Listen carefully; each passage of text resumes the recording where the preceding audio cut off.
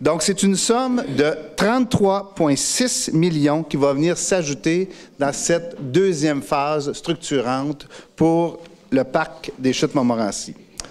Ce site patrimonial, intimement lié à l'histoire du Québec et à l'implantation du fait français en Amérique du Nord, mérite cette attention pour préserver cette richesse culturelle québécoise pour les générations futures et lui permettre de rayonner à l'échelle internationale. La région de Québec est particulièrement choyée d'avoir accès à cet attrait naturel d'exception et de proximité. D'ailleurs, c'est le deuxième attrait touristique le plus visité de la région de la Capitale-Nationale, après ce qu'on appelle, je pense que vous connaissez un petit peu, le Vieux-Québec. Il est à noter qu'actuellement, environ 55% de son achalandage provient de l'extérieur du Québec, ce qui en fait, selon moi, un site d'exception.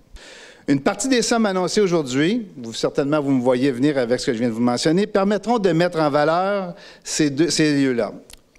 Les investissements permettront aussi de renforcer la capacité d'accueil du site, visité actuellement par près de 970 000 personnes par année. Nous espérons que ces investissements, au fil du temps qui vont être faits, vont permettre d'accroître la capacité du site à 1,2-1,3 millions, qui serait pour nous un objectif de vision, je pense, très intéressant. Ce qui vient confirmer qu'un meilleur aménagement des points d'entrée des visiteurs, soit la gare aval, au pied de la chute, les stationnements et les voies de circulation seront aussi améliorés dans cette phase 2-là.